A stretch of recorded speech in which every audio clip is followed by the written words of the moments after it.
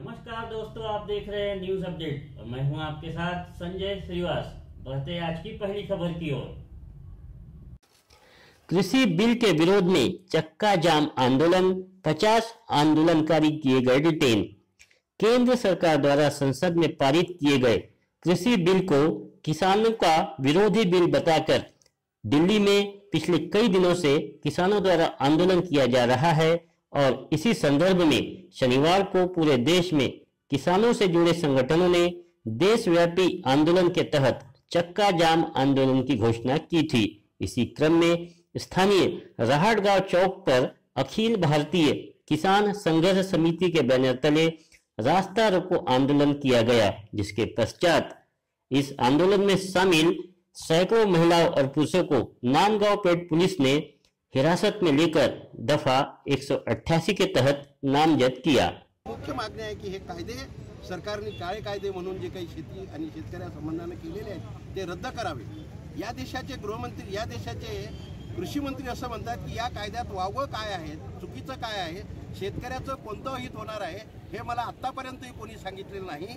माझी याबाबतची प्रतिक्रिया अशी आहे की एवढा अडाणी या देशाचा कृषी मंत्री असू शकतो याचा आपल्याला आता पत्ता लागलेला आहे। या देशामध्ये जे काही आज शेतकऱ्याचं म्हणून देशव्यापी आंदोलन सुरू आहे, या आंदोलनाबद्दल आजही सरकार मगरुरीची, अहंकाराची भूमिका घेते आहे। आम्ही विनंती करतो पार्लमेंटमध्ये, राज्यसभेमध्ये सगळ्या विरोधी पक्षांनी या देशाच्या सरकारला जाणीवपूर्वक सांगितलं की या देशाच्या शेतकऱ्यांबरोबर तुम्हाला राग करता येणार नाही, तो काही या देशाचा वैरी नाही। हीच गोष्ट आज या आंदोलनानं आम्ही सिद्ध करतो आहेत। हे आंदोलन या ठिकाणी दिल्लीमधल्या आंदोलनाचं समर्थन करणार आहेत, समर्थन करेल। अब तक 35% दर्शकों ने ही हमारे चैनल को सब्सक्राइब किया है। 57% दर्शकों ने अब भी सब्सक्राइब नहीं किया है। दर्शकों से निवेदन है कि नीचे दिए गए बटन को दबाकर सब्सक्राइब करें और बेल आइकॉन दबाकर ऑल पर डालें। बढ़ने लगी है कोरोना संक्रमण की रफ्तार।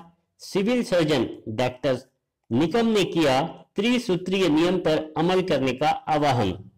शहर सहित जिले में अचानक ठंड का प्रकोप बढ़ने के साथ ही कोरोना संक्रमित मरीजों की संख्या में भी बढ़ोतरी होने लगी है। शनिवार को जिला शल्य चिकित्सक कार्यालय से प्राप्त आंकड़ों के मुताबिक 199 कोरोना संक्रमित मरीज पाए जाने पर अब शहर सहित जिले में कोरोना बाधितों की संख्या 22,866 पर जा पहुंची है। जिला शल्य चिकित्सक डॉक्टर श्याम सुंदर निकम ने इस संदर्भ में शहरवासियों से आह्वान करते हुए कहा है। सर, अचानक अभी शहर में फिलहाल के दिनों में कोरोना के मरीजों के आंकड़े अचानक बढ़ गए, क्या कारण हो सकता है? नहीं, कोरोना के आंकड़े बढ़ गए ये तो सही बात है। बीच में अपन ने कुछ ग्राम पंचायत का इलेक्शन था, बाद में स्कूल चालू होने थी, इसलिए हमने वो जो इलेक्शन में जो इन्वॉल्व है सब कर्मचारी उनकी टेस्ट किए, बाद में स्कूल के हिसाब से टीचर्स लोगों के भी टेस्ट किए और इसलिए टेस्ट बढ़ने से जो पॉजिटिविटी है वो हिसाब से पेशेंट बढ़ गए हैं। लेकिन दूसरा ये भी है कि लोगों में थोड़ा सा जो ये आ गया है कि भाई मास्क पहनने को ना, या फिर अपना जो सोशल डिस्टेंसिंग जो अंतर रखने का है, या फिर हैंड सैनिटाइजेशन है, इसमें भी थोड़ा दुर्लक्ष्य हुआ है ऐसा मुझे लगता है। अभी मेरा यही कहना रहेगा, आह्वान रहेगा जनता को कि आप नियमित मास्क का वापर करें, हैंड सैनिटाइजर की तरफ ध्यान दें और जो अपनी आपस की दूरी है वो कम से कम 3 फीट की दूरी, जिसको अपन सोशल डिस्टेंसिंग बोले, ये इसका ज़रूर ख्याल रखना चाहिए अगर अपने को कोरोना पे मात करनी है तो। कोरोना की लस, इसका प्रभाव सर कितने दिनों तक रहेंगे? कोरोना की लस का प्रभाव तो अभी तक इतना अपन उसको कमेंट नहीं कर सकते क्योंकि अभी उसके ऊपर स्टडी चालू है। लेकिन लस लेने के बाद में भी, 2 डोज होने के बाद में भी आपको 15 दिन या 3 हफ्ते लगना है उसकी इम्यूनिटी आने को। इसलिए आपने अगर लस भी ले लिया, चाहे वो हमारे हेल्थ केयर वर्कर्स हो या फ्रंटलाइन वर्कर्स हो, इनको ये जो 3 चीज़ें इसका पालन तो आपको करना ही है। मेरा तो ये मानना है कि आपको 2021 में पूरे साल ये इसका पालन करना पड़ेगा। अचलपुर उप जिला अस्पताल की कुछ शिकायतें आई थी कि वहाँ लस निजी लोगों को भी दी जा रही है, सरकारी कर्मचारियों के अलावा। नहीं, इसमें जो गाइडलाइन थी उसमें ये था कि जो हेल्थ केयर वर्कर्स है, चाहे वो गवर्नमेंट के हो या प्राइवेट के, जैसे प्राइवेट वालों से हमने जो लीज ली, उन्होंने जो लीज दी वो हिसाब से हमने रेत के टीले की तरह ढह सकता है यह कपड़ा मार्केट। अंबा नगरी अमरावती शहर जिसका अपना प्राचीन इतिहास है। अंबा और एकवीरा देवी के अलावा पुराने शहर में आज भी जहां प्राचीन कालीन इमारतों के इतिहास दर्ज है, तो वहीं जय स्तंभ चौक स्थित कपड़ा बाजार, जिसे तखतमल स्टेट के नाम से जाना जाता है, इस बाजार की इमारत का निर्माण आजादी के पहले का बताया जाता है।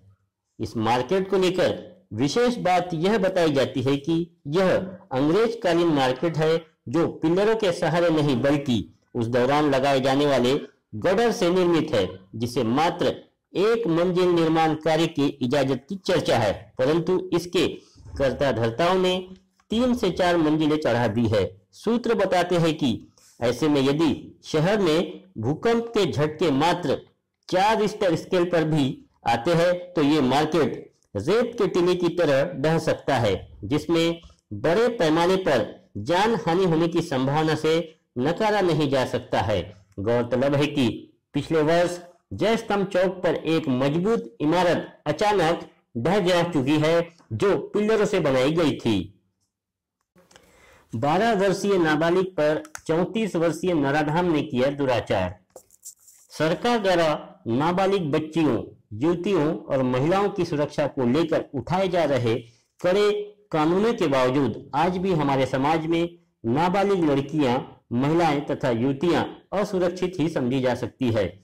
ऐसे ही विकृत मानसिकता वाले 34 वर्षीय युवक ने एक 12 वर्षीय नाबालिग लड़की से दुराचार करने की घटना जिले के तिवसा थाना क्षेत्र से सामने आई है। आरोपी का नाम विठल कामते बताया जाता है, जिसे तिवसा पुलिस ने घटना से चंद घंटे में पोक्सो और दुराचार जैसी धाराओं के तहत गिरफ्तार कर लिया।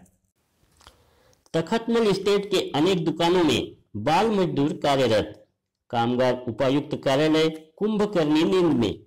शहर के सबसे ज्यादा व्यस्ततम कपड़ा बाजारों में से एक तखतमल स्टेट की अनेक दुकानों में बाल मजदूरों के कार्यरत होने की चर्चाओं के बीच बीते शुक्रवार को कामगार उपायुक्त कार्यालय तथा सिटी कोतवाली पुलिस की संयुक्त कार्रवाई में 2 दुकानों में 14 वर्ष से कम उम्र के बाल मजदूर पाए जाने के समाचार है। वहीं दूसरी ओर पुलिस तथा कामगार उपायुक्त कार्यालय की टीम पहुंचने की खबर फैलते ही अनेक दुकानदारों ने अपनी दुकानों से बाल मजदूर कुछ समय के लिए दुकानों से बाहर कर दिए, या तो कुछ दुकानदारों ने बाल मजदूरों को घर भेज दिया।